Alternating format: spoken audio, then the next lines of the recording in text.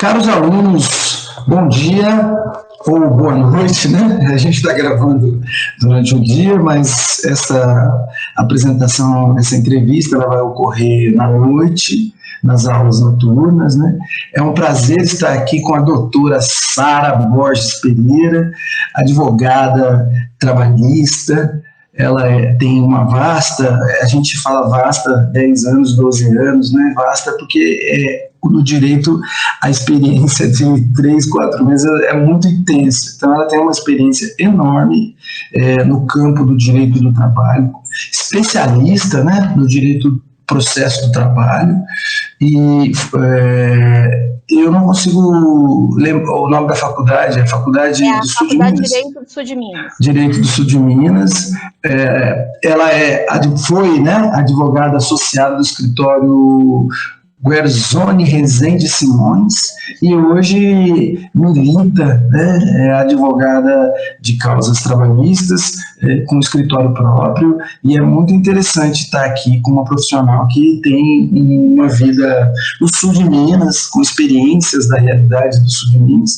É um prazer, Sara, estar trazendo você aqui nessa aula. Eu fico muito contente, primeiro porque é um espaço de troca de conhecimento, e segundo porque você também, enquanto profissional, tem a possibilidade de aí trazer elementos que a gente, como professor, como colaborador de uma disciplina, etc., às vezes a gente não tem esse olhar. Então, o profissional sempre é bom estar ajudando a gente a crescer e avançar no entendimento dessa complexidade que é o ramo do direito do trabalho, um direito especial, né, que tem um objetivo, uma finalidade muito específica. Muito obrigado por você estar aqui. Eu que agradeço o convite, estou muito honrada com a possibilidade de trazer um pouquinho da minha experiência, né, sobre esse ramo que eu acho que é importantíssimo, não só para o direito, como para toda a sociedade, porque afinal de contas todo mundo trabalha, né? Então eu acho que realmente é muito importante. Muito obrigada pelo convite. Eu fico muito feliz. E eu quero ver se a gente consegue fazer desta manhã, desse encontro, uma coisa agradável do ponto de vista de uma troca, de uma conversa, quase que informal, embora tenha uma formalidade nessas dimensões, né? Vamos começar, Sara, pela discussão, mais ou menos, uma localização, um contexto histórico sobre o direito do trabalho, né? No sentido de como ele surge, para que ele se empresta, e de alguma forma, como que a dinâmica do surgimento do direito do trabalho ela acontece. Eu queria que você falasse, por favor. Bom, então, o direito do trabalho, ele tem um conceito simples, porque eu acho que é importante a gente partir de um conceito simples, né? O conceito simples é a reunião do conjunto de normas que regulamenta as relações de trabalho. Esse é um conceito didático, simples, mas é óbvio que o conceito mesmo, o objetivo, a finalidade do direito do trabalho é muito mais ampla do que isso, né? A meu ver, o direito do trabalho é uma ferramenta de equilíbrio, né, da ordem social, né, não só de proteção do trabalhador, né, mas com relação a toda a regulamentação das relações de trabalho, né? Essa ideia de que a justiça do trabalho, que o direito do trabalho protege o trabalhar, ela lógico que ela protege sim, mas não é só esse o objetivo dela. Ela regulamenta toda a questão das relações de trabalho. Então, é muito mais do que só um conceito simples e básico e didático, né? Bom, falando um pouquinho da história do direito do trabalho no Brasil, né? Bom, não há datas muito exatas, né? A gente tem aí na faculdade, a gente aprende ali o histórico, quando começou, mas aproximadamente, né? Óbvio que depois da abolição da escravatura, porque antes disso não se falava em trabalho, era propriedade, era um direito de propriedade, né? Os escravos eram propriedade dos seus patrões, né? Dos seus donos. Bom, então, mais ou menos, né, desde o início do século, foram sendo criadas uma norma aqui, outra norma ali, uma proteção aqui, e foram sendo criadas algumas leis para regulamentar as relações de trabalho, certo? Mas aí, em 1934, reuniram-se dessas leis, algumas dessas normas que foram inseridas na Constituição de 1934, né? Eram direitos básicos, né? Salário, jornada e só, né? E aí, em 1943, que é quando a CLT foi criada. Por que a CLT se chama CLT diferente do Código, né? A maioria das leis que regulamentam as outras normas se chamam códigos, porque elas foram criadas assim, né? Elas já foram criadas juntas, reunidas, divididas em artigos. Já a CLT, não, ela foi uma reunião de normas que já existiam. Por isso que ela se chama consolidação. Ela reuniu normas que já existiam e formou a CLT, que é a consolidação das leis do trabalho, certo? Bom, o histórico, mais ou menos, é esse, e aí, lógico, desde 1943, foi alterando um artigo aqui, um artigo ali, foram sendo alteradas, né? A jurisprudência, o que é a jurisprudência, para quem não é do ramo do direito? São as decisões reiteradas na Justiça do Trabalho sobre um determinado assunto.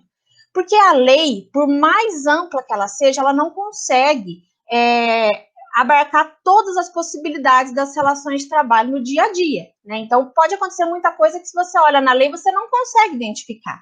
Então, é necessário que, nos casos concretos, né, essa situação vá para a justiça e o juiz, com base no seu conhecimento, na interpretação da lei, no bom senso, dê uma decisão para cada caso concreto. A jurisprudência decisões judiciais sobre uma determinada matéria.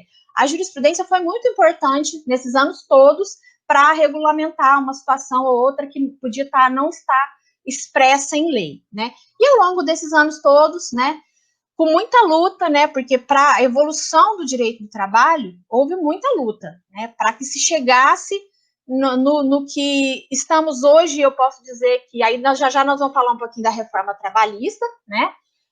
Vamos dizer assim, por que às vezes a gente fala que houve um retrocesso com a reforma trabalhista? Porque foram anos de luta para chegar num determinado ponto, e aí com a reforma trabalhista vários desses direitos foram perdidos, né? Então, por isso que se fala que foi um retrocesso. Mas já que nós vamos falar um pouquinho especificamente sobre a reforma, que aí é uma situação mais complicada, mas brevemente é esse o histórico do direito do trabalho no Brasil. Nossa, muito interessante você colocar algumas questões, e eu estudei anos, acho que uns 15 anos antes de você, e essa questão que você coloca da consolidação das leis do trabalho, a ideia de consolidação, eu não tinha me atinado que já era um conjunto de regras que já estavam sendo estabelecidas, e muito legal isso. E aí, quando você vai falando do consenso, você trouxe duas questões que eu acho que são muito legais. A primeira é o que você chama de equilíbrio da ordem social. Eu tenho dito para os alunos exatamente isso, que o direito, ele não é um protetivo, ele especificamente de um lado, ele é protetivo de um sistema produtivo, que ele surge justamente no momento de conflito, né? O direito do trabalho, aí você coloca, quando você vai colocar o contexto das datas, eu disse, baseado no direito constitucional e baseado na história de constituição do Estado, que as leis trabalhistas, de uma certa forma, em grande medida, ela é resultado da modernidade, do Estado moderno, desse Estado que substitui a igreja, ou a monarquia, ou as colônias, né? É um Estado que estabelece a partir do que a gente chama de Estado democrático de direito, e a partir daí as relações, elas são relações contratuais no sentido filosófico do contrato moderno. Então, e nesse sentido, as leis trabalhistas, ela é nada mais, nada menos do que a luta dos movimentos sociais. Tem muito sangue, muita vida em torno da regra trabalhista, né? Muita briga, e que quando a gente for, o aluno de hoje, né, o profissional de hoje, quando ele olhar para o mundo jurídico, ele olhou para o mundo jurídico, Ele olhando para o mundo jurídico, ele tem que perceber que tem muita gente que sofreu, que deu a vida aí para essas regras serem estabelecidas, né? Portanto, uma outra questão, uma outra dimensão que você vai colocando e vai mostrando para a gente, e que no Brasil, que é onde você fez o contexto histórico, ela está associada à própria ideia de modernidade. Ela nasce no governo de Getúlio Vargas, que tenta dar uma cara de moderno para o Brasil, e até hoje dizem que Getúlio Vargas era o pai dos pobres por conta dessas questões. E aí você falou uma palavrinha que você ameaçou falar e não disse, que eu achei muito legal, que essa coisa que é uma falácia, ou que, não é falácia que você falava, você diz uma palavra que que o direito do trabalho protege só o empregador. É um erro. É um equívoco. É um equívoco grosseiro. Você foi mais gentil, mas digamos que é complicado entender o direito do trabalho só com uma perspectiva de um lado só. Bom, feita essa primeira questão, eu queria perguntar para você o seguinte: como é que você, a partir dessa questão histórica, como é que você vê a própria consolidação do direito do trabalho a partir desse contexto histórico? Como é que você seguiu essa trilha? Então, vamos pensar o seguinte. Já falando um pouquinho da reforma, mas depois a gente volta. Que havia necessidade de uma reforma? Sim, porque a CLT é de 1943, são 70 anos, né? Então, realmente, mas algumas dessas necessidades de mudança já foram feitas ao longo dos anos, né? Então, assim, muita coisa da própria CLT já não era aplicada muito ali a ferro e fogo. Mas, na prática, né, a justiça do trabalho, o direito do trabalho e a justiça do trabalho, ele não é só baseado na lei, né? Inclusive, os profissionais de outras áreas falam que a justiça do trabalho tem muitas súmulas. Realmente, por quê? Justamente porque as relações de trabalho, há muitas coisas que acontecem no dia a dia e é impossível que a lei preveja todas as possibilidades. Então, os juízes foram decidindo, à medida dos anos, como que aquela lei se enquadra em determinado caso concreto. Isso foi chegando nos tribunais, e foi chegando...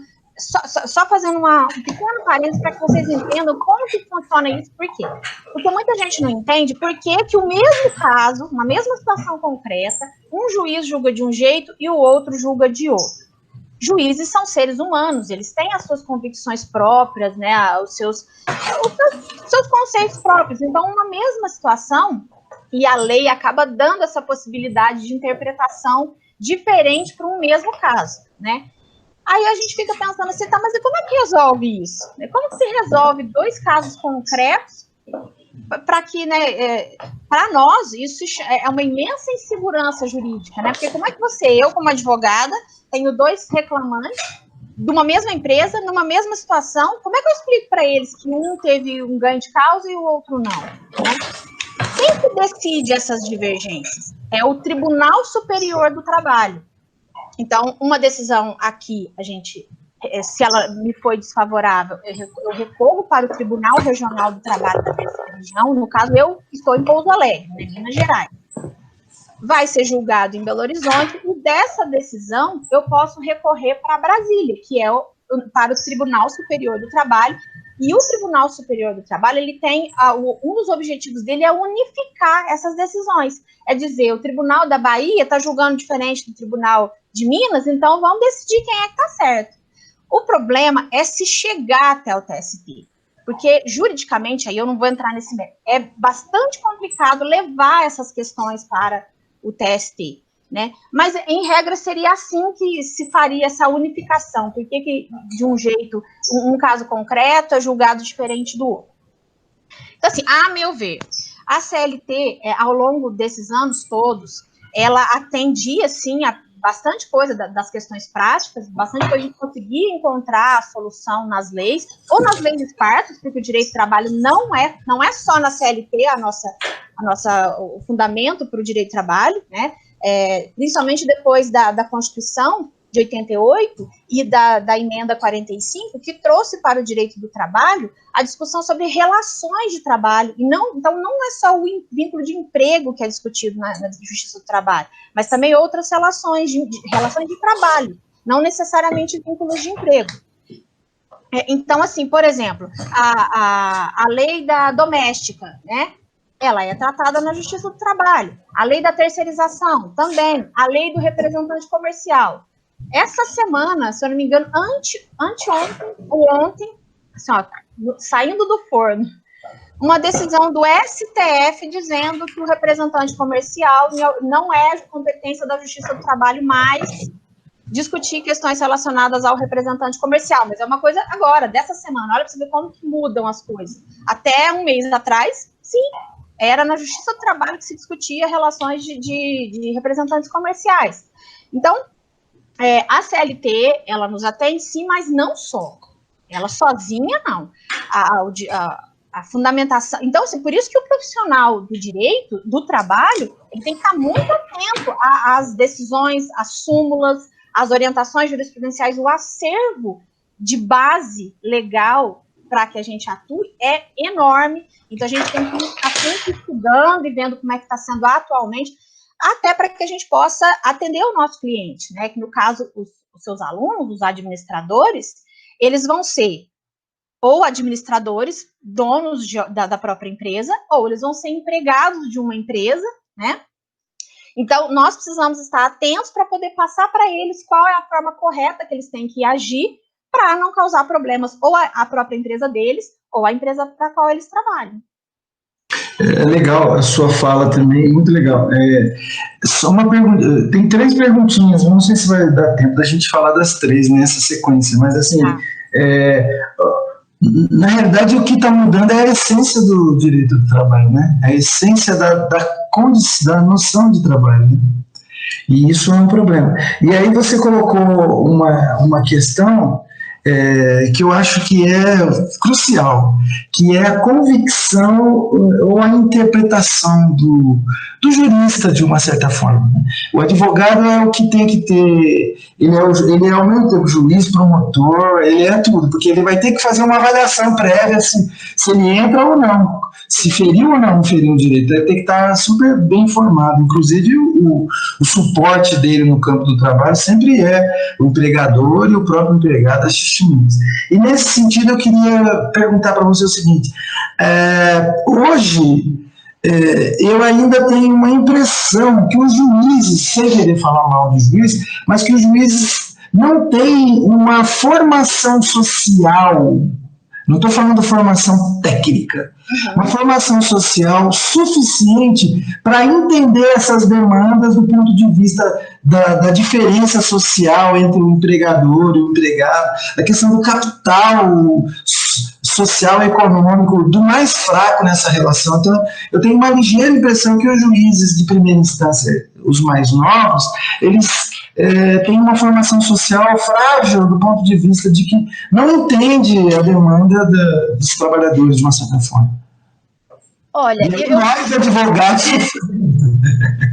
Então, de certa forma isso é verdadeiro, mas assim, eu posso dizer pela minha experiência, e a gente tem que entender que a lei do trabalho ela é uma lei federal, ou seja, nós estamos num país continental, né, com diferenças sociais gigantescas, né, mas assim, eu tento pensar em como é ser advogado no norte do país, ou no nordeste, né, nas regiões em que, né, não há, assim, em que a situação dos empregados é muito diferente da nossa, né? Nós estamos numa região privilegiadíssima, né? Ainda que haja, assim, descumprimento de norma na nossa região, e a nossa região que eu falo, sul de Minas, Pouso Alegre, Itajubá, só para que vocês entendam, a minha experiência é nessa região. Eu já fui uma única vez para Manaus, fazer uma audiência lá há alguns anos, e já te digo que é um outro entendimento, por ser uma região completamente diferente. Há uma diferença muito grande no entendimento de juízes de regiões diferentes, né? Então, Na região sul de Minas, o entendimento dos juízes é praticamente o mesmo. Mas a gente vai para o interior de São Paulo, já é totalmente diferente. Então você imagina, se dois estados que são tão próximos e com características tão parecidas em termos econômicos, já há diferença, imagina como que não é a diferença entre Pouso Alegre e Piauí, né? Ou lá no sul. A gente sabe que há uma diferença muito grande em como o juiz enxerga isso. Essa questão do juiz não ter não conseguir enxergar essa questão social. Olha, os juízes com quem eu já tive a oportunidade de trabalhar, alguns, os substitutos, né, que são aqueles que acabaram de passar no concurso, eles têm um pouco mais de dificuldade, sim. Mas aqueles que já têm um pouco mais de experiência, eu percebo que a maioria, sim, enxerga essa questão, não da forma como a gente está falando direto com o empregado, e não com o olhar do empregado, jamais, mas tem, sim, uma certa... Cada um com um entendimento próprio sobre determinados assuntos, mas a maioria, sim. Eu nunca peguei, assim, um juiz ou que tenha um entendimento, assim, totalmente desfavorável ao empregado. A gente tem, eu não vou citar nome nem nada, mas a gente tem uma turma, né, em Belo Horizonte, que essa realmente, quando a gente está pelo empregado, a gente percebe que há, assim, vou falar uma palavra até um pouco, uma forçação de barra para que o empregado seja prejudicado, sabe? Então, nós como advogados, a gente fica assim, a gente fica ali, né, esperando para qual turma vai ser distribuído o nosso recurso. Se cai nessa turma, a gente senta e chora, né? Porque a gente sabe que a possibilidade de prejudicar o reclamante é muito grande e que depois, para reformar essa decisão, tem que ser em Brasília, em que os requisitos para que a gente consiga levar são extremamente estreitos, limitados. A reforma limitou ainda mais, o que já era complicado, ela trouxe ainda mais requisitos que dificultam a subida, né, que a gente chama, do recurso para o TST. Então, é mais ou menos esse o cenário que a gente vive. Eu sei muito bem o que você está falando. Eu tive um caso uma vez, daqui a pouco eu refaço a pergunta só para a gente... Eu tive um caso uma vez de um cliente que ele trabalhava quase que 24 horas às vezes, mas ele trabalhava no mínimo 12, 14 horas. Só que a empresa não tinha registro. Eles só registravam as 8 horas, as demais horas não registravam. E ele trabalhava em períodos de temperaturas intermitentes. Por exemplo, ele limpava o tubo de oxigênio a menos 70 graus e fazia a inserção, ao contrário, ele limpava o produto a tipo 100 graus, etc, e depois resfriava o produto para poder jogar o produto, o oxigênio dentro da bomba a 40 graus, 50 graus, 50 graus. Então ele pegava essas temperaturas no mesmo dia, e ele desenvolveu uma pneumonia, etc. E eu entrei na justiça. A gente sabe que a justiça, a partir do momento que você peticiona, ela só, a partir da Constituição de 88, ela só abrange 5 anos o período de direitos, né? A partir do momento da petição, 5 anos para trás, e aí ela vai correndo até ela acabar, né? Se demorar 10 anos, reajusta, etc. E aí, a empresa, ardilosamente, por motivos que eu não sei, ela mudou de lugar e jogou todo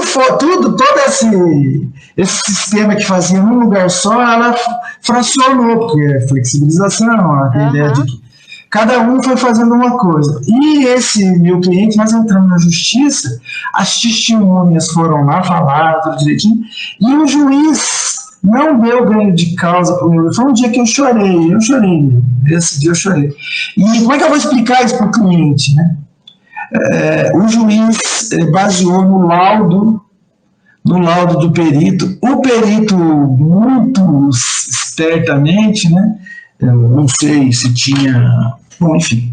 Aí o perito deu que não tinha condições de fazer a perícia porque não tinha o objeto da perícia. Ele poderia fazer indireta, o próprio juiz podia ir no local, perguntar para as pessoas, porque o juiz tem essa possibilidade. Aí depois eu descobri, mais para frente, né, que o juiz, ele era de uma tendência política de extrema, com uma visão complicada, e ele simplesmente, as decisões dele sempre eram desfavoráveis ao trabalhador. Aí eu fui entender por que juntou tudo, né? E aí, como é que você vai explicar isso? Porque, então, essas questões, elas estão postas. Como também, do outro lado, eu já peguei também, eu trabalhava para a empresa, e a empresa estava corretíssima, e o juiz foi lá e deu uma bombada no mundo por conta dessas questões. Né? Então, a gente também tinha ações que a gente tentava fazer o máximo possível para não cair num determinado juiz, numa determinada turma, enfim, né? A gente tem advogar significa ter essas preocupações. Tem uma situação, não foi comigo, mas foi com um colega. Eu era advogado da empresa, só para vocês entenderem. Eu fui no Gersoni Rezende, que é um grande escritório aqui de Pouso Alegre. Eu atuei como advogada de empresa de grandes multinacionais aqui de Pouso Alegre e da região. Mas também atendi reclamantes também durante todo esse período. Então, sei dos dois lados, atuei dos dois lados. Isso, para o advogado, é excelente, porque a gente consegue enxergar os dois lados da moeda, né? Mas um colega de uma cidade próxima aqui, era exatamente isso. Eram vários casos exatamente iguais, com muitos processos contra essa empresa para a qual eu atuava. E as decisões eram iguais, acho que até o assessor do juiz copiava as sentenças, né? Porque elas eram iguais, era o mesmo fundamento. E aí veio esse juiz e ficou como substituto um período nessa jurisdição. O que ele fez? Quando ele distribuiu a ação e era esse juiz que estava lá, ele desistiu da ação e falou, deixa eu esperar ele embora, porque ele era um juiz substituto, né? Então sabia que em breve ele estava ali só substituindo férias, alguma coisa, em breve ele não estaria mais ali. Ele falou, deixa eu esperar ele embora e eu distribuo de novo. Porque ele teve uma sentença desse juiz que foi desfavorável para ele falou, opa, já sei como é que ele vai decidir o mesmo caso, né? E como era um processo de rito sumaríssimo, que é aquelas ações menores, né? O tribunal não se dá o trabalho nem de julgar, eles falam assim, mantenha a sentença nos exatos termos. O seu áudio, eu não estou te escutando. Eu repeti o que você falou, mantenha a sentença nos mesmos fundamentos. Então, assim, é uma estratégia. Ele teve uma estratégia para escapar desse. E nesse processo em que ele teve a improcedência, o tribunal manteve. Ou seja, como que ele ia explicar exatamente aquela situação que eu disse? Ele tem 10 clientes com a sentença procedente confirmada que iam receber o seu crédito, e 2 que não iam receber. O cliente não entende, não. Ele não vai entender isso aí, não.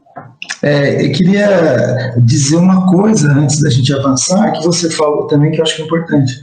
Você disse, e eu também falei isso na aula, que o direito do trabalho ele é muito mais amplo do que o contrato formal realizado entre sujeito que compra a força de trabalho e sujeito que vende a força de trabalho. Ele regula as relações que são caracterizadas dentro da CLT como um trabalho. Então, nesse sentido, ele pode discutir questões de trabalho eventual, de trabalho autônomo, de várias perspectivas aí, né? Que é uma tendência da flexibilização do trabalho, é você deslocar o trabalho formal para o trabalho de perspectiva autônoma, eventual, etc. O cara lá faz uma MEI, né? E que aí vem a pergunta, e aí talvez esteja sendo tendencioso, mas só para perguntar, né? Nós temos exemplos de vários exemplos de trabalho escravo, mesmo no sul, no sudeste, no Brasil inteiro nessa condição. será que essas novas leis em flexibilização, dentro do que eu estou chamando de ordem social, porque a ordem social ela vai mudando de tempos em tempos, né? Será que nesse sentido não é uma escravidão legalizada, sem querer botar palavras na sua boca, mas no sentido da gente pensar, refletir juntos, né? Bom, vamos já. É que assim, é inevitável a gente já começar a falar da reforma, porque a reforma trouxe tantas consequências nefastas para o direito do trabalho que é inevitável. Então, essa questão do trabalho escravo. Muita gente acha que trabalho escravo, e com certa razão, não dá para comparar um dissabor que você tem no seu contrato de trabalho com a relação de escravo, propriamente dita, aquela que você não consegue sair, né? Uma coisa é o seu patrão pedir para você fazer horas extras e você falar que ele está te escravizando. Não, né? É bem diferente, são situações bem diferentes. Mas é como se agora nós estamos num país enorme, né? Em que na nossa região, apesar de já ter existido, né, a trabalho escravo em algumas fazendas de café, já houve atuação do Ministério do Trabalho em cidades próximas daqui, em situação análoga de escravo, sim. Então, o que acontece? O que mudou na reforma trabalhista que, a meu ver, é muito prejudicial para os empregados em geral e principalmente para aqueles empregados menos instruídos, né, com uma escolaridade muito baixa, que mal sabem ler. Duas coisas que eu acho que foram muito prejudiciais. Primeiro, a questão do negociado sobre o legislado, né? O que é acordado vale mais do que o que a lei está dizendo que é direito do trabalhador. Esse é um ponto. Estatisticamente, o maior número de pedidos da Justiça do Trabalho, de processos ajuizados na Justiça do Trabalho, se referem a verbas rescisórias. Ou seja, é o mínimo que a pessoa tem direito quando ela encerra o seu contrato de trabalho. E até a reforma trabalhista, como que funcionava isso? No ato na rescisão do contrato de trabalho, né? Funcionários que tinham mais de 1 ano de contrato de trabalho, a rescisão do contrato de trabalho dele deveria ser obrigatoriamente no sindicato, com assistência do sindicato, ou no Ministério do Trabalho, para que houvesse a garantia, né, de que aquelas verbas estavam realmente sendo pagas e nos valores corretos, né? Veio a reforma trabalhista e disse que não há mais essa obrigação.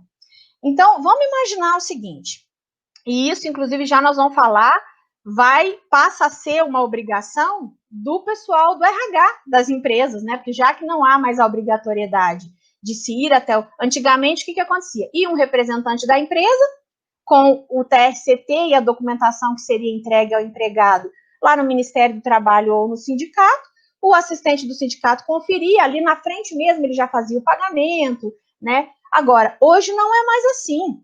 Então, o que acontece? O funcionário, ele trabalhou 5, 6, 7 anos, não importa. Agora é qualquer caso. Ele vai no RH da empresa, no RH ou às vezes no contador. Eu já vi vários casos de que não vai no RH. E nas empresas menores, elas não têm setor de RH, então vai no contador.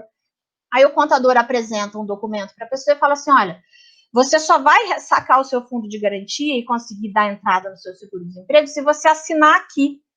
Mas ele nem sabe do que é aquilo ali, que é aquele monte de número na frente dele ali. Então, ele assina.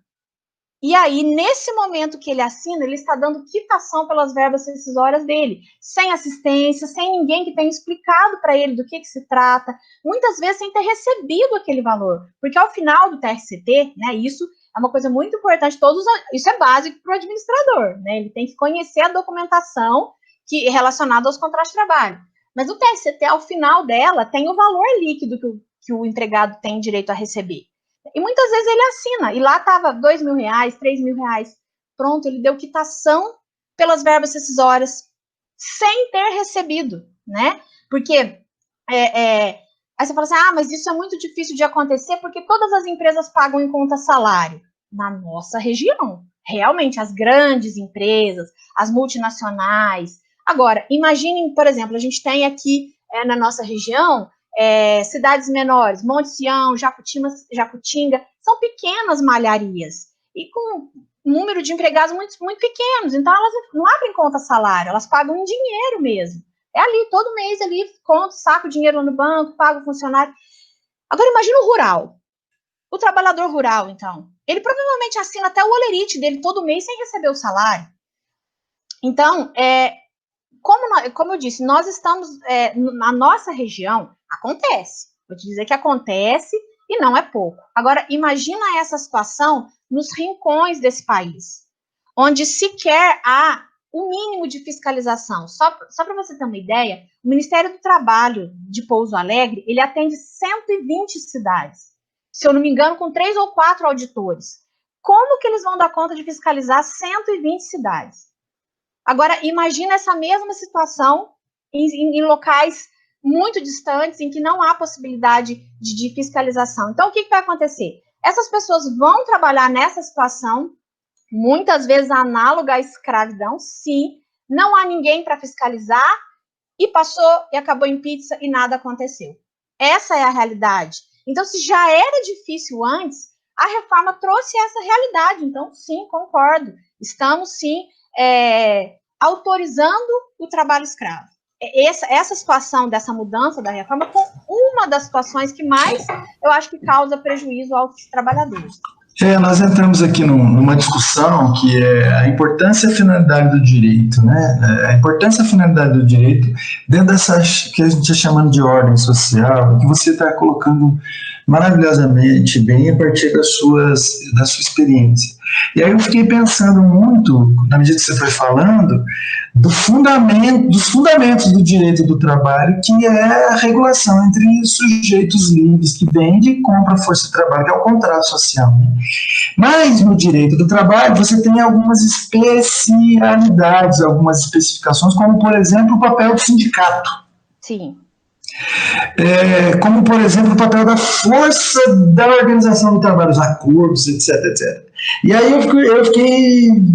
Quem substitui o sindicato? Que você já deu a dica aí. Sim. Mas quem é que substitui o sindicato? Quer dizer, como é que eu estou pensando no iFood, nos entregadores e tal, né? Que eles que eram o exemplo de trabalho livre, né? Que agora eles estão se organizando de novo, nós estamos fazendo a volta para o sindicato para reivindicar direitos. Aí quem vai substituir o sindicato, né, nessa estrutura do direito do trabalho? É claro que me parece que vai sendo montado outras estruturas, mas quem que vai substituir do ponto de vista lógico? Bom, vamos lá. Sindicato. O tema sindicato é o seguinte. Bom, primeiro... Eu não sei se os estudantes de hoje têm a noção de o quanto o sindicato foi importante no passado, né? O sindicato do ABC, que é o dos metalúrgicos, né? Ele foi de extrema importância, né? Para que vários dos direitos que todos os trabalhadores de todas as categorias tenham hoje, né? Ele era um sindicato muito forte, que realmente lutou muito, e que as pessoas apoiaram, a sociedade em geral apoiou a movimentação do sindicato naquela época. Então, foi realmente uma grande mudança nessa época, né? Ao longo Então, o sindicato era realmente uma categoria, eram instituições que realmente lutavam pelos direitos dos empregados. Só que ao longo dos anos, essa coisa do sindicato começou a tomar uma proporção que não era bem aquela de quando eles se originaram, né? Há muita discussão, por exemplo, porque os sindicatos eles têm competência territorial, né? Então, primeiro, o sindicato, vamos dar um exemplo, o sindicato do comércio de Pouso Alegre, né? O comércio até não há muita discussão. Mas, por exemplo, o sindicato das empresas deixa eu ver, motoristas. Motoristas têm uma certa discussão ali. Porque, vou dar um exemplo. Eu fui advogada de uma empresa que ela era do ramo de distribuição de bebidas. Então, ela era do comércio. Mas, para atuar, para cumprir o objetivo dela, ela tinha motoristas próprios, né? Então, como que fica essa situação? Ela é do comércio ou ela é do sindicato dos motoristas? Qual vai se aplicar? Né? A lei diz que se aplica, como que a lei resolve isso? É o objeto principal da empresa, então, a princípio, seria o do comércio, né? Só que o que começou a acontecer na justiça? A única coisa mais vantajosa da convenção coletiva do comércio em relação à dos motoristas era o adicional de hora extra. Ela trazia um adicional de hora extra de 100%. Já a convenção coletiva dos motoristas, ela trazia uma série de benefícios, mas o adicional de hora extra não era de 100%, era de 50%. E aí, como que fica? Aplica do comércio, porque a lei fala isso, ou aplica do motorista? E aí, antes da reforma, e aí já que nós vamos chegar nesse assunto também, mas antes da reforma, os advogados estavam entrando fazendo assim, eu quero os dois, eu quero adicional de 100%, mas também quero os benefícios dos motoristas. Não tem como, né? Ou é um, ou é outro. E aí houve uma série de decisões de tudo quanto é tipo que se imaginar. Daí, se eu for relatar todas aqui, daqui 4 horas a gente termina. Mas, você entendeu? Então, essa coisa do sindicato, e aí começou as brigas entre os sindicatos, porque já existia um sindicato de uma determinada categoria numa região, vinha um outro sindicato que queria se instalar ali também, e as empresas não sabiam para qual sindicato elas tinham que contribuir. Então, começou a se tomar... E eu acredito que seja por isso que a reforma trouxe essa coisa da extinção dos sindicatos, que tanto se discutiu. Nós vamos completar agora 3 anos de reforma trabalhista, né? Os sindicatos continuam atuando da mesma forma, eu não vi mudança nenhuma, eles tiveram aí algumas brigas judiciais, né, para dizer se era obrigatório o recolhimento, se não era, essas questões, mas eles continuam atuando, continuam fazendo os acordos coletivos, as convenções coletivas, elas continuam tendo validade normal. Alguns sindicatos, por conta disso, já tem 1 ou 2 anos que não tem convenção coletiva, né? Agora, com relação ao que você falou, quem é que substitui o sindicato? Bom, no passado, essa questão da rescisão do contrato de trabalho, quando não há sindicato da categoria, na região, alguma coisa assim. Se na região existe o Ministério do Trabalho, para rescisão, a pessoa ia no Ministério do Trabalho, fazia a rescisão dele, a assistência era lá. Mas tem uma cidade aqui próxima, Extrema? Acho que é Extrema, isso, Extrema. Olha só, Extrema é uma das cidades mais industriais da nossa região. Ela é bem menor do que Pouso Alegre em termos de população, mas ela tem muitas empresas. Eu acho que por causa da localização, né, bem na divisa entre Minas e São Paulo. Eles não têm Ministério do Trabalho lá, né? Então, imagina, ela fica 100 quilômetros de distância de Pouso Alegre. Só uma curiosidade, Extrema é a primeira cidade de maior volume, PIB municipal dessa região do sul de Minas. Pouso Alegre perde.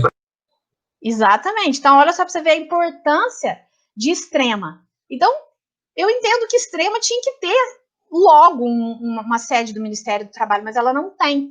Então, eu me lembro de um caso de uma mocinha, já há alguns anos atrás, que chegou no escritório e disse, olha, eu fui fazer minha rescisão, aí a lei determina assim, primeiro, sindicato ou ministério, se não tiver, juiz de paz ou promotor de justiça. O promotor de justiça, ele não tem nada a ver com direito de trabalho, ele não entende nada de direito de trabalho. Não porque ele não queira, mas porque não é da esfera de conhecimento dele. O promotor de justiça é da esfera estadual, imagina só. E aí, como que funcionavam as rescisões lá em Extrema? Era só, marcavam para os funcionários, né? E eles sentavam nos banquinhos, né? Aí o promotor de justiça saía na porta e falava assim, e aí, gente, tudo certo para rescisão? Então tá ótimo, e carimbava todas as rescisões. Você tá entendendo? Então, assim, como assim? E aí ela me disse que ela não recebeu as verbas rescisórias dela. Ela foi lá, ela teve a chancela do Estado e ela não recebeu as verbas rescisórias dela. Na época, foi antes da reforma, então eu ajuizei a ação para ela, mas foi improcedente. Por quê? Porque havia chancela do Estado. Ela disse, como assim? Você foi lá, o promotor de justiça bateu o carimbo na sua rescisão, homologou e você não recebeu? Depois da reforma, aí houve em termos processuais, né? E assim, só para que a gente não atropele as coisas. Tem mais alguma coisa com relação ao sindicato? Porque daí... Microfone. Era só isso, eu só queria dizer que o administrador, nessa nova flexibilidade, o administrador, o contador, etc., ele tem uma responsabilidade enorme, né, principalmente na hora da despedida, né, na hora e, inclusive, o administrador, ele vai ter que ter vamos dizer assim, uma força e uma paciência, e ele vai ter que trabalhar o seu próprio, trabalhar com ele mesmo para saber como agir nesses momentos. Você imagina, é um empregado que está sendo dispensado do trabalho, a gente não sabe em que situação esse empregado está sendo dispensado, e aí você vai ter que fazer a rescisão dele, né? O administrador vai ter que fazer a rescisão desse trabalhador. Imagina quando é uma dispensa por justa causa. Que situação, né? E aí é óbvio que esse trabalhador pode questionar, ele vai questionar, mas o que é isso aqui que eu estou recebendo? Cadê a parcela tal? Cadê... O administrador vai ter que saber explicar, não adianta ele falar assim, olha, eu não sei, só me mandaram você assinar. Não vai dar certo. O empregado vai questionar, né? Então, ele tem que estar preparado para isso, para saber explicar, né? Para ter né, essa sensibilidade de explicar para o empregado que está sendo dispensado do que se trata aquele documento, como que ele faz para sacar o fundo de garantia dele, como que ele faz para requerer o seguro-desemprego. É uma nova realidade, sim, para os contadores e para os administradores. Bom, chegamos na parte que você tem, que já está pulando para falar, que é muito legal, que é as transformações do mundo do trabalho, as mudanças CLT em relação ao trabalho, essa coisa da flexibilização e as consequências. Agora, fique à vontade, na medida que você for falando e eu achar interessante destacar, vou fazendo esse destaque. Viu? Bom, a reforma, ela trouxe inúmeras mudanças.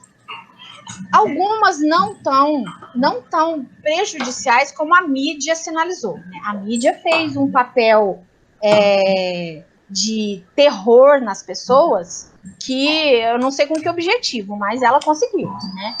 Ela trouxe a pior parte da reforma e jogou na mídia, né?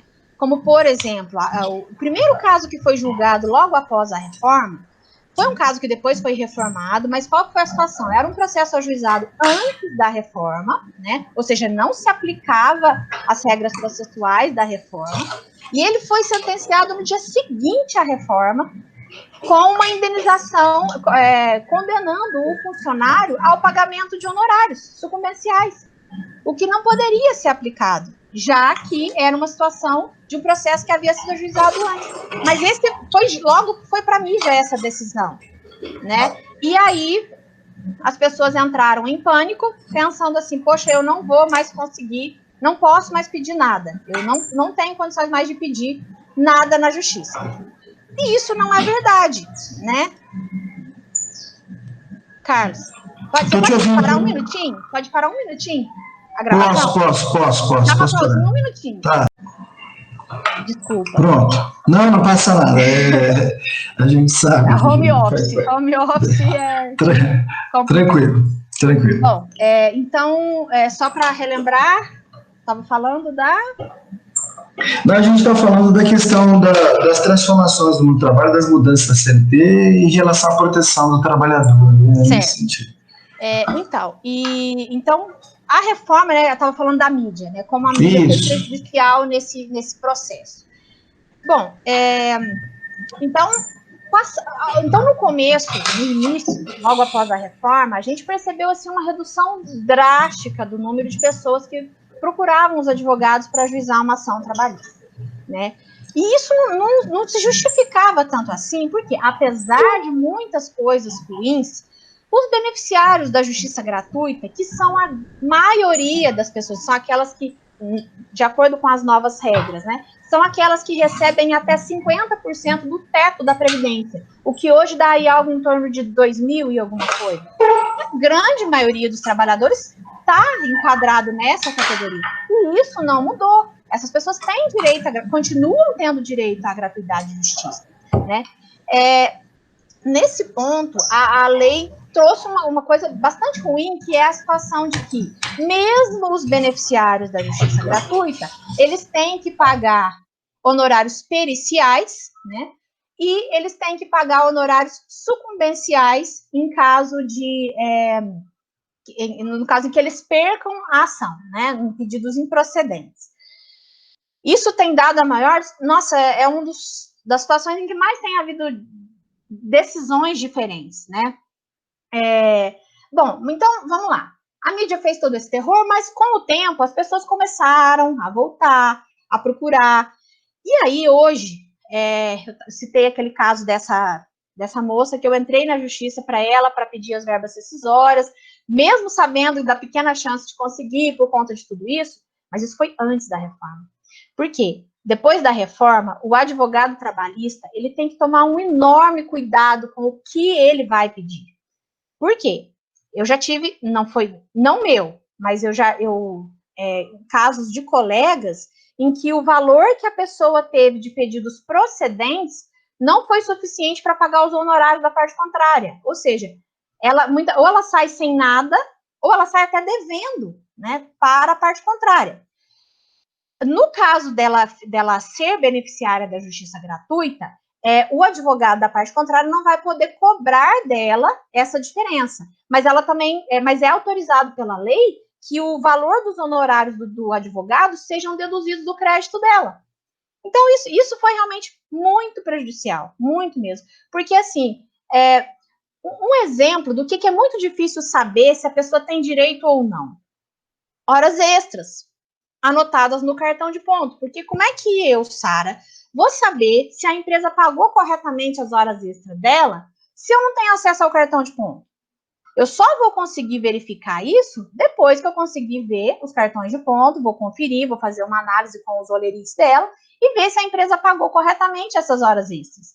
Então, eu vou entrar. Antigamente, eu podia fazer isso. Eu entrava, né, olhava os cartões de ponto, fazia a conferência, né, no caso de cartões de ponto verídicos, né, fazia essa conferência e aí na impugnação eu apontava, olha, tal dia ela fez tantas horas extras e não foram pagas. Tranquilo. E agora? E se essa pessoa fala para mim assim, olha, eu fazia hora extra, mas a empresa me pagava, não pagava certo. O trabalhador, dificilmente ele vai ter condições de avaliar isso, porque muitas vezes ele mal sabe o que é base de cálculo da hora extra, qual que é o divisor, qual que é o adicional que tem que... Então, ele sabe que ele fez hora extra. Se foi pago ou não, cabe ao advogado analisar isso. E aí, depois da reforma, isso se tornou um problema. Porque se eu entrar no escuro, vou entrar, e não haver horas extras, diferença de horas extras, o meu cliente vai perder. E aí, sobre o que ele perder, ele vai ser condenado a pagar honorários. E aí, como que a gente faz agora, né? Bom, uma solução, a lei traz algumas possibilidades, né? Alguns juízes aceitam, outros não, né? São medidas judiciais, uma ação anterior de exibição de documentos, enfim. Mas se tornou um problema para os advogados. Perícia, né? Perícia de insalubridade, perícia médica. Perícia médica é um problema. Por quê? Porque o empregado, ele sabe que ele tem um problema de saúde, mas ele não tem como dizer se aquele problema de saúde decorre ou não do trabalho. E aí, como que a gente vai fazer? Perícia médica. Mas agora, se o perito concluir que o problema dele não se relaciona ao trabalho, vai perder e ainda vai ter que pagar a perícia ainda. Então, é complicado. Me parece que no campo do direito do trabalho anterior à reforma, você tinha a empresa, de certa forma, ela tinha que andar correta com suas anotações, etc, etc.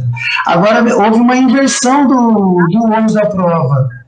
Quem tem que provar passa a ser o trabalhador, e isso é complicado, porque quem que vai, se o trabalhador for alguém que controla, que efetivamente não aceita, ele é o cara que vai ser mandado embora na primeira oportunidade, né? Então, parece que é uma inversão da prova. As grandes empresas, aí falando um pouco dessa situação do retrocesso da reforma, eu tenho uma grande empresa aqui em Pouso Alegre que os funcionários trabalharam há muitos anos, 30 anos na empresa. Então, você imagina, eles participaram de toda a evolução do direito do trabalho, praticamente, não de toda, mas de uma boa parte dela. E eram inúmeros os casos de doença ocupacional nessa empresa, principalmente por conta de ruído. Então, eles perdiam a audição, né? E essa empresa teve inúmeras condenações por conta disso. Ao longo do tempo, né, ela foi se adequando, ela foi fornecendo equipamentos de proteção individual, ela foi se adequando, né, com relação a isso, para evitar que isso acontecesse, para que diminuíssem os números de condenações, né, de indenização por perda da capacidade auditiva, enfim. Era muito comum os acidentes, né, cai, peça, dedos. Dedos do que eu tive processos com perda de dedo. Então, ao longo desses anos, ela foi se adequando. E assim, quando chegou a reforma, a maioria das empresas já estava ali, não assim 100%, mas já estava bem próxima de uma situação de trabalho bastante adequada. Aí vem a reforma e traz isso, de certa forma a empresa dá uma relaxada, né? Falar, quer saber? Já que não tem tanto risco, já que os empregados vão passar a não querer mais entrar na justiça, deixa eu não gastar mais tanto com isso, não. Né? Então, não estou dizendo que todas fazem isso, né? Porque eu acho também muito errado, professora, alguns pré-conceitos que a gente tem, tanto do empregado, tanto em relação ao empregado, quanto em relação à empresa. As empresas, elas não são, assim, um monstro, não. Elas, lógico que elas visam o lucro, né? Elas visam o lucro, mas a gente tem percebido, ao longo desses anos em que eu trabalhei com empresas, que elas se preocupam, sim, com o trabalhador. Elas querem trazer um ambiente de trabalho agradável para eles, por quê? Porque o funcionário, eu tenho um filhinho de 6 anos, aí uma vez ele fez uma observação tão legal, que eu falei, gente, ele falou assim, mamãe, funcionário é aquilo que faz as coisas funcionar? Não, porque é o funcionário que gira a empresa, né? É o trabalho dele, então é um ciclo, né? Funcionário trabalha satisfeito, produz mais, gera mais lucro para a empresa, que contrata mais e assim sucessivamente. Quando eu falava que o direito do trabalho é uma ferramenta de controle, né, não de controle, perdão, não é essa a palavra, controle dá a impressão de que você quer controlar o empregado, de equilíbrio. O direito do trabalho, ele é importante não só para o empregado, mas também para a empresa, ele parametriza as relações de trabalho, né? Porque a gente tem a mania, isso é do ser humano, né? De dizer assim, eu acho que esse barulho não é tão alto assim, esse ruído. Eu acho que 15 minutos de intervalo para refeição tá bom. Mas para você achar alguma coisa, você tem que ter um mínimo de conhecimento, né? Para dizer quanto tempo uma pessoa precisa para se alimentar, para descansar, qual que é o ruído mínimo ou máximo que ela pode no ambiente de trabalho. E isso, o direito foi fazendo isso com profissionais de inúmeras áreas. Então, os médicos estudaram ao longo de anos para saber que o intervalo mínimo que uma pessoa precisa numa jornada de 8 horas para se alimentar corretamente e conseguir depois produzir de novo com a mesma eficiência é de no mínimo 1 hora. Os engenheiros fizeram lá as inúmeras NRs, que é as que tratam da segurança do trabalho, né? Dizendo que o nível máximo de ruído que um funcionário pode aguentar é de 85 decibéis, né? E assim, com diversas outras. Então, são muitos profissionais que estão envolvidos com o direito do trabalho que estudaram para isso. Então, a empresa, o direito do trabalho, ele parametriza essas relações e dá, né, como deve ser a forma de trabalho para essa função, para essa, qual que é o máximo de jornada, qual que é o mínimo de intervalo, né? Aí vem a reforma e faz o que com o intervalo intra-jornada, né, que é o intervalo para refeição e descanso. Antigamente, como que funcionava? O intervalo tem que ser de 1 hora. Se a empresa não der, ela é obrigada a pagar a hora inteira, como hora extra, com reflexos em todas as parcelas, é um salário, é 1 hora extra. Vem a reforma e diz o seguinte, não, empresa, você não precisa mais, se você não der o intervalo para refeição de 1 hora, você vai pagar só o que faltou. Por exemplo, se você deu meia hora, você vai pagar só mais meia hora com adicional, sem reflexos em mais nada. Ou seja, praticamente autoriza a empresa que ela dê. Porque se ela está falando que pode, então tudo bem, funcionário, você vai trabalhar, você vai fazer um intervalo só de 15 minutos e eu vou te pagar o resto como hora extra, sem reflexo em nada. Olha a economia que a empresa não teve com isso, né? Com essa questão do funcionário o risco que ele corre se ele entrar na justiça pedindo insalubridade, por exemplo, os funcionários vão ficar com medo, né, de entrar na justiça e pedir que se faça uma perícia na empresa para apurar se ele trabalhava em ruído acima ou não, né? Mas então é isso, né? A gente tem que parar com essa coisa de eu acho. O administrador, ele tem que entender que ele precisa do auxílio do advogado trabalhista, não só do advogado trabalhista, mas de outras especialidades também, né? Não é o que a gente está conversando aqui, mas o advogado tributário, o advogado de outras áreas. Mas o advogado trabalhista, do médico do trabalho, né?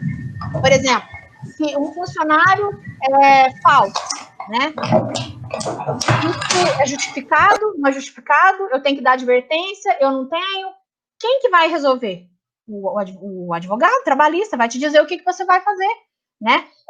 Eu estou com uma dúvida aqui num atestado. Será que esse atestado é válido? O médico do trabalho manda para o médico do trabalho contratado pela empresa ou que você contratou para que ele te dê um parecer sobre aquele atestado, né? Então, assim, o administrador, hoje, né? Eu acho que sempre teve que ser assim, mas ele tem que ter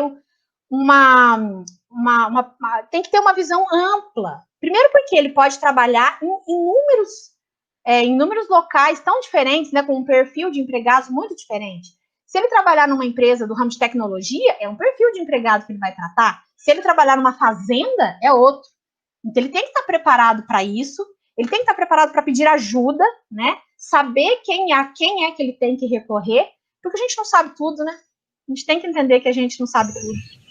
Isso é muito legal, essa sua fala, que deixa a gente numa situação de humildade mesmo, no sentido de trocar, de que o conhecimento ele está em construção, principalmente na área da administração e principalmente na área do direito, porque o direito ele está baseado num conjunto de conhecimentos científicos de outras áreas que formam essa dimensão que a gente vai chamar de direito, né? Você tocou numa coisa muito legal que eu acho legal, né, de entender o direito como uma ciência que precisa da contribuição de outras ciências, né, da psicologia, da saúde, da medicina, da engenharia, né, e aí a ênfase me parece, pelo que você está apontando, que as mudanças elas foram para o bem em algumas situações e foram para o mal. E uma coisa que eu fico me perguntando, que é uma máxima que eu tinha quando eu advogava, eu acho que a sociedade vai ser mais justa quando você não precisar do advogado, que era uma máxima, né?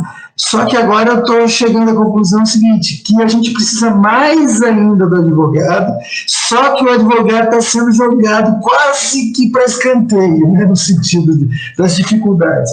E nesse sentido, a ênfase, eu vou só contextualizar e vou fazer a pergunta. Claro. A ênfase aí, no caso, ela desloca da condição humana, da dignidade da pessoa, como a Constituição vai dizer lá, nos requisitos dos direitos sociais, você tem que valorizar a dignidade humana, desloca para a saúde do mercado, né? Quer dizer, o fundamental aí é a saúde do mercado. E aí vem a pergunta que eu estou querendo dizer para você. Esse modelo de flexibilização, ele quebra talvez a espinha dorsal do que nós vamos chamar de como é que é? De acesso ao direito, acesso à justiça, né? Acesso à justiça. Sim. Porque você vai ter sempre uma pulga atrás da orelha para poder, porque isso tem repercussão. Por um lado, evita aquele excesso do funcionário falar para o empregador, você me mandou, você vai ver só, eu vou botar isso na justiça.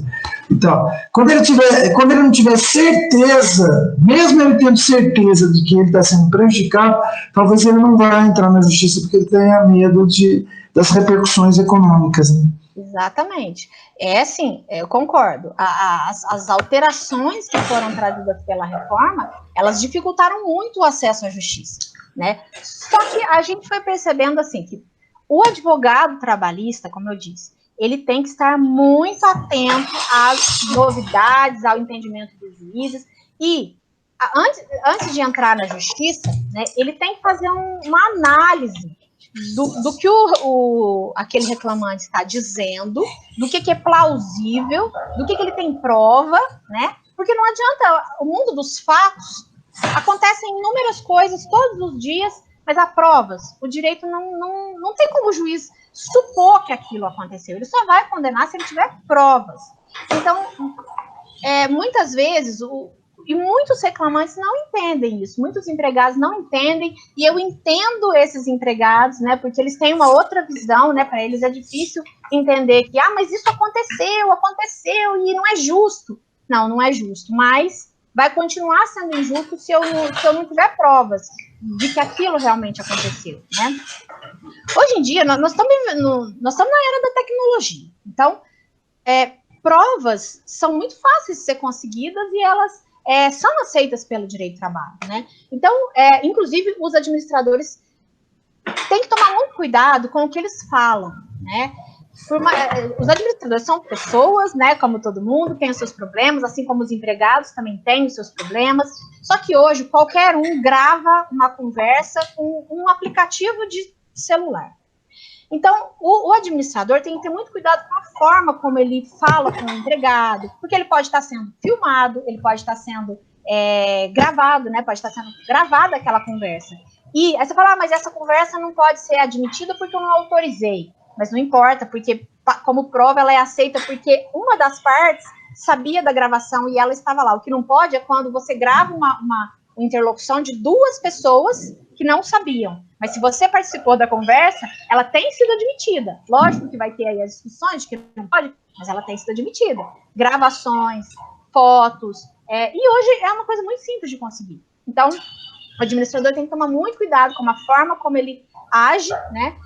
Quando eu digo que o direito do trabalho, ele protege também as empresas, e por isso ele é necessário, né? Como eu disse, quem defende que a justiça do trabalho tem que acabar, que o direito do trabalho tem que acabar, está extremamente equivocado, por uma série de fatores, mas a empresa, a própria CLT, ela traz uma série de proteções para a própria empresa, né? Ela tem uma situação que na doutrina é chamada de poder diretivo do empregador, né? Então, esse poder diretivo do empregador traz tantas hipóteses para a empresa se proteger. Uma coisa que eu sempre falava para as empresas e que praticamente nenhuma delas utiliza: regulamento interno. Não tem como a lei prever todas as minúcias de como é cada uma das inúmeras empresas que a gente tem, das inúmeras categorias. Então, crie um regulamento interno, né? Se você vai ter funcionários, crie um regulamento interno. Pode fumar, não pode fumar, pode usar celular dentro da empresa, não pode, né? Crie um regulamento interno, isso aí é válido. Se um funcionário tem ciência disso, o descumprimento dele autoriza que a empresa penalize ele com advertência, com suspensão. Então, muitas empresas, mas só protege o trabalhador. Então, você não se utiliza das ferramentas que o direito do trabalho te dá. Tem uma dessas empresas que eu fui advogada, uma multinacional, hein? Olha só, uma multinacional, mais de 1.000 empregados. Ela tinha uma funcionária que, depois de um tempo, eles contrataram uma assistente social, e isso é muito bacana. As empresas que contratam assistente social, psicólogo, para tratar o funcionário não como um número, mas como uma pessoa, ela flui muito melhor. E essa empresa, a assistente social, me ligou falando assim, tinha uma funcionária que fazia 3 meses que ela não aparecia na empresa, e que eles estavam pagando o salário dela. Eu falei, mas como assim? Uma empresa desse tamanho, vocês não perceberam que ela não está indo há 3 meses? E o que a gente faz agora? Eu falei, manda embora. Se ela não volta na empresa há 3 meses, vocês já poderiam ter mandado ela embora por justa causa ou por abandono. Vocês não vão conseguir receber esses 3 salários que vocês pagaram para ela, porque vocês pagaram por liberalidade. Né? Vocês tinham que ter esse controle. E aí, a partir daí, é lógico que a empresa passou a fazer um sistema lá para controlar melhor isso. Ou seja, as empresas têm, né, tem o artigo 482, que é o que fala das inúmeras hipóteses de dispensar o funcionário por justa causa, né? Então, o direito do trabalho traz, sim, proteção também para a empresa, né? Não é só para o empregado. Então, por isso que eu digo que ele é essencial. Não tem como o direito do trabalho não existir, não tem como a justiça do trabalho não existir. Eles são essenciais para a sociedade em geral. Porque ela, de alguma forma, organiza a ordem, né? Da ordem à organização. Ou da ordem à organização. Nesse sentido que você colocou na questão da justa causa, Eu estou falando da minha perspectiva de entendimento do direito, mas eu queria dialogar com você. Eu trabalhei numa empresa de segurança privada, e eles tinham 500 empregados, aquela rotatividade e tal. E tinha muitos problemas, muitos, de todas as ordens que você possa pensar. Né? E eu, como advogado da empresa, eu não fiz nenhuma justa causa, nenhuma, e valeria, sem processo, sem um procedimento interno de apurar os fatos. E começou pela escala das reivindicações, né? Nós começamos, primeiro a advertência falada, depois a advertência depois suspensão formal, e aí, por último, mas mediante, quando chegava no extremo, a gente abria um processo, colhia esses testemunhos, etc. Mas é usual as pessoas mandarem embora de justa causa assim de pronto. A minha pergunta é a seguinte: na prática, como é que os tribunais aceitam essa justa causa? Às vezes, mandou embora assim, então. Ou deveria seguir? Você, como advogado, acha que deveria seguir um rito, um procedimento? Tá. Como é que você pensa? A justa causa, eu acho que é uma das situações em que mais precisa do auxílio do advogado e do bom senso do administrador, né? Do administrador, no caso, a pessoa que vai ficar essa responsabilidade de aplicar a justa causa. Porque é uma das situações mais casuais que existem. Vamos pensar a seguinte coisa. Primeiro que o artigo 482, ele é exemplificativo, não é taxativo, não é só aquelas situações que estão ali. Várias situações vão se enquadrar, situações fáticas, né, vão se enquadrar ali. Então, o administrador precisa ter, vamos dizer assim, esse discernimento. E se ele não tiver, ele tem que ter a humildade, se ele for um administrador jovem, que acabou de se formar, ainda não... Com os anos, a experiência vai dando esse know-how para ele, mas logo no início pode ser que ele se perca um pouquinho. Então, consulta o advogado, que o advogado vai saber te dizer. Esse caso que você está falando, a desídia, né? A desídia é o mais comum. As faltas reiteradas. Mas o funcionário faltou só uma vez, dá advertência para ele, porque ele descumpriu, ele não pode faltar ao trabalho. Geralmente, assim, se você pensar numa linha de produção, que é uma linha, né, um depende do outro, se um funcionário falta, ele atrapalha toda a linha de produção, então ele não pode faltar. Injustificadamente, ele não pode faltar. Então, ele faltou uma vez, uma advertência. Ele passou um tempo, ele faltou de novo, uma segunda advertência. E assim, né, a empresa pode criar um regulamento interno para definir como que é isso. O que ela não pode é aplicar para um funcionário de um jeito e para o outro. Ela tem que definir. Então, a primeira falta vai ser uma advertência, a segunda falta vai ser mais uma advertência, na terceira uma suspensão, na quarta... E assim ela define como que ela quer criar esse procedimento para as faltas, né? Mas não é só falta que é desídia, né? Tem outras coisas que também vão ser enquadradas como desídia. E isso, olha, pela minha experiência, é uma das coisas que mais os administradores têm dúvida. Onde eu enquadro isso? Isso pode ser colocado na sequência do procedimento de penalização pedagógica, né? Então, por exemplo, o funcionário faltou, mas agora o que ele fez não é uma falta, é uma insubordinação com um gerente, alguma coisa assim. Aonde que eu enquadro, né? Então, assim, isso realmente é uma situação que tem que ser analisada caso a caso. Algumas coisas são muito graves, então elas não precisam todo esse procedimento, um furto, né? Uma das coisas que eu já vi em inúmeros casos, atestado falsificado. A justiça vai dar a justa causa. Não, o funcionário não pode, porque isso é muito sério, né? Se alterar, faltar, tudo bem, mas faltar e ainda alterar um documento, né? Isso é falsidade ideológica, é até crime, né? Porque você está alterando um documento que o médico deu, né? Então, o médico muitas vezes deu um atestado de um dia, ele vai e altera para 5, 10, né? E as empresas hoje têm muita facilidade em descobrir isso. A gente já olha, tá com dúvida? Pega o atestado, manda para o médico e pede para o médico te mandar uma declaração se ele mesmo deu aquele número de dias ou não. É justa causa na certa. Então, o artigo 482, ele traz tanto situações graves e que a justa causa pode ser aplicada de imediato, quanto situações que não são tão graves assim, aí cabe à empresa, né? Outra coisa muito importante, Não dá para tratar o funcionário que trabalha na empresa há 20 anos com aquele funcionário que acabou de entrar há 1 ano. Né? O funcionário que trabalha na empresa há 20 anos nunca teve nada, sempre foi um funcionário padrão. De repente, ele pode estar tendo algum problema em casa, faltou, né? Começou a faltar. Você vai querer aplicar para ele o mesmo procedimento que você aplicou para um funcionário que acabou de entrar na empresa? Né?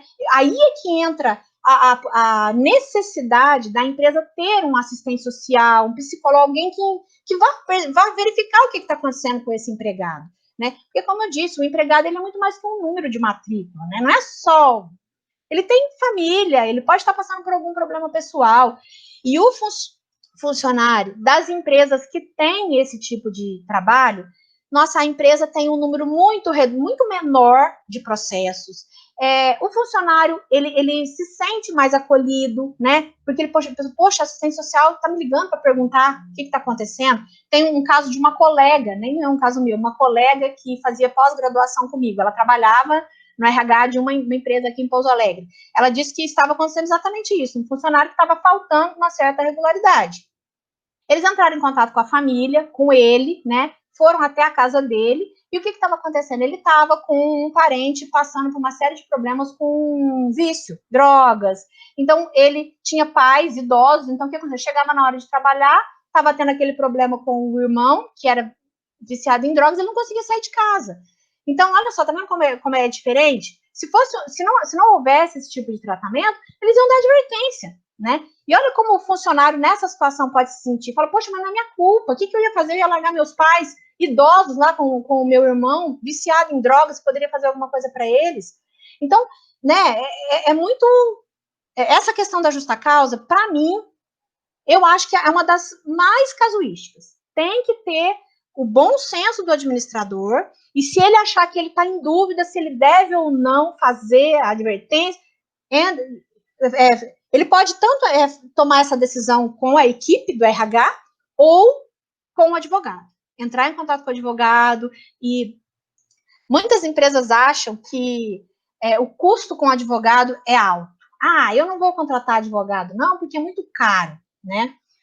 Bom, eu penso que o administrador que tem esse tipo de raciocínio, ele não deve nem abrir a empresa dele, então. Porque eu penso que o advogado, assim como uma série de outros profissionais, eles são necessários para a sua empresa.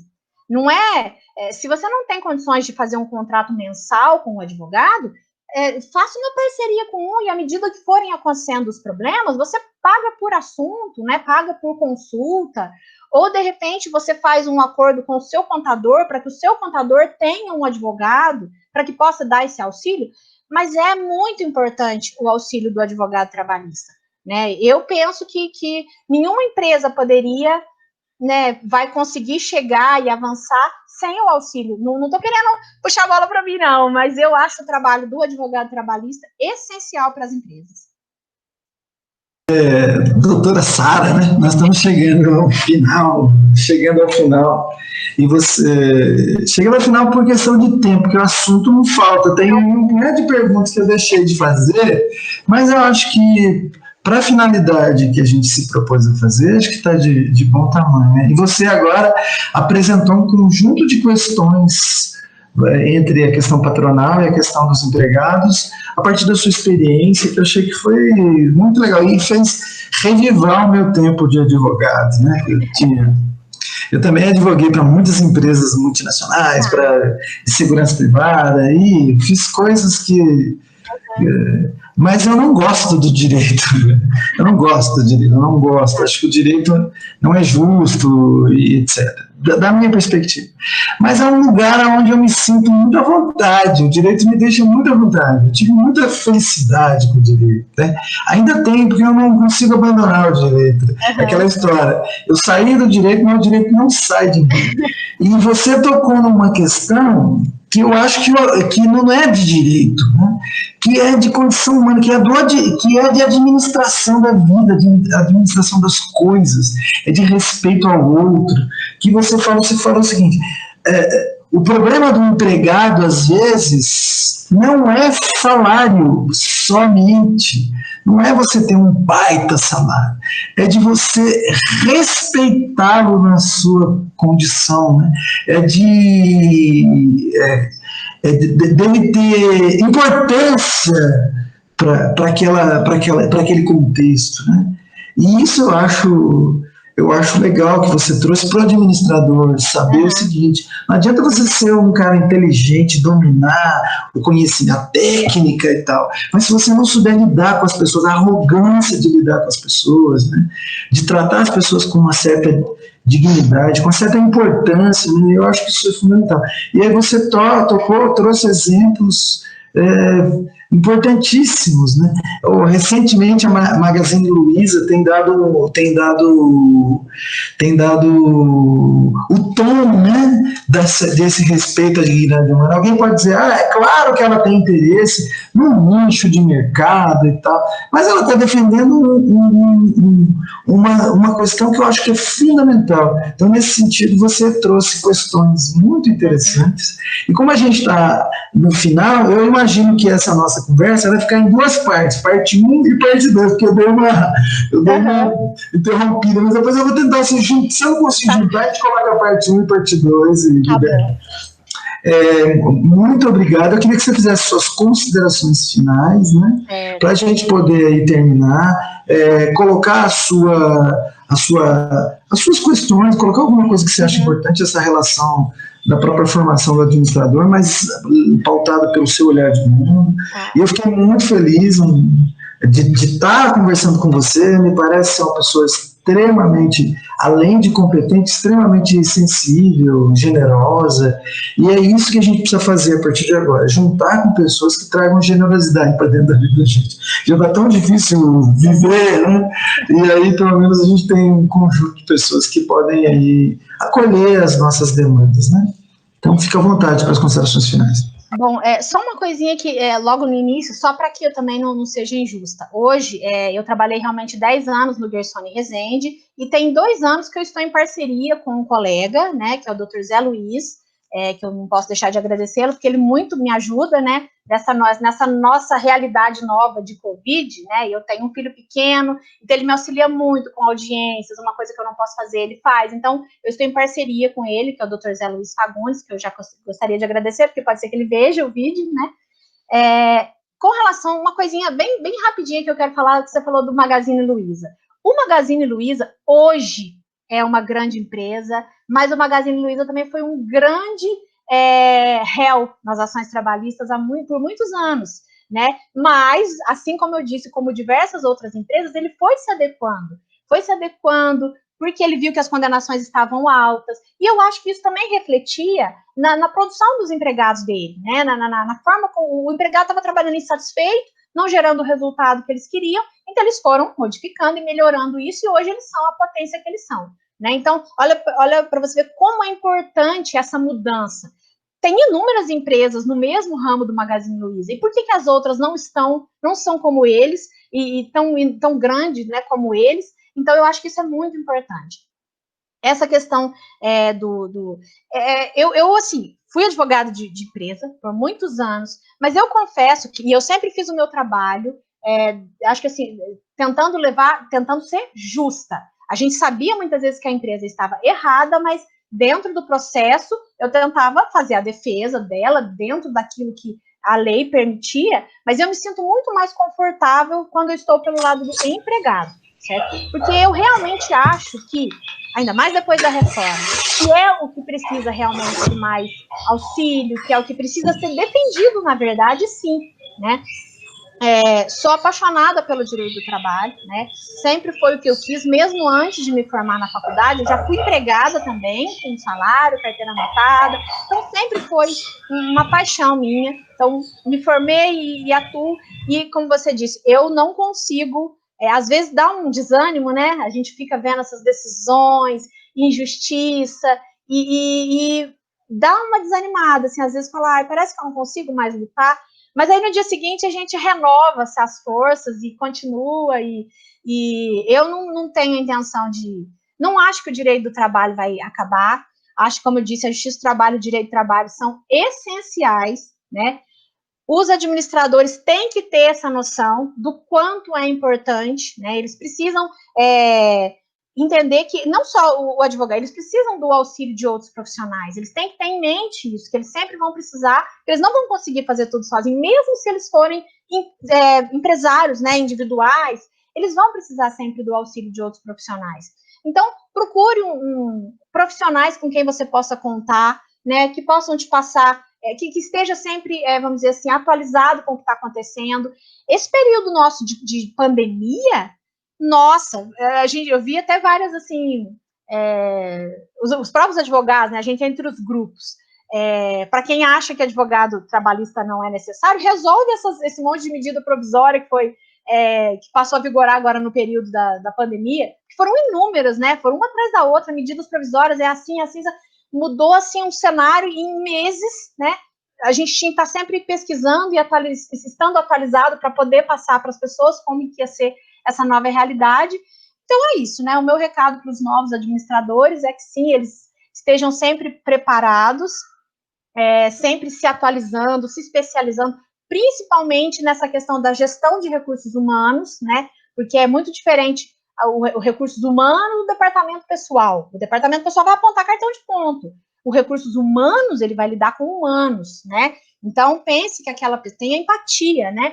Pense que aquelas pessoas, elas têm uma vida fora da empresa, né? Então, e que essa vida fora da empresa vai impactar no trabalho dela e, consequentemente, na produção, no objetivo da empresa. Então, para quem está se formando agora, eu acho que é muito importante ter essa noção, né, de realidade de vida. É muito legal. Muito obrigado. Inclusive, quem trabalha com direito do trabalho, ele tem que ter um domínio mínimo razoável de contabilidade e um domínio mínimo de previdência social, né? Eu lembro quando eu advogava para o direito do trabalho, para os trabalhadores, indiretamente eu já tinha uma questão previdenciária. Então, são dois campos que parecem que são, três campos que são muito bem casados, né? E a gente pode ampliar outras questões, mas eu acho que esses são os mais próximos. A questão do cálculo, etc. Então, eu queria parabenizar você, mais uma vez, agradecer, e espero que os alunos de administração que vão ver esse vídeo e tal, e as pessoas que vão assistir esse vídeo entendam a importância do direito nesse modelo de sociedade. E cada vez mais eu acho que o advogado ele é peça fundamental. Embora você tenha uma campanha silenciosa, né, de diminuir o efeito do advogado, o advogado ainda passa a ser fundamental. Por isso que a gente precisa de uma ordem dos advogados mais forte, mais atuante, ao lado do advogado, no mesmo nível que o Ministério Público e que os juízes, as suas associações classistas exercem. Então, a gente precisa de força. Parabéns. Me coloco à disposição aqui no limite das minhas questões e dizer que foi uma manhã muito produtiva. Muito obrigado. Eu que agradeço mais uma vez. Até logo, Sara, e sucesso na sua carreira. Para você também. Muito obrigada. Tá, então...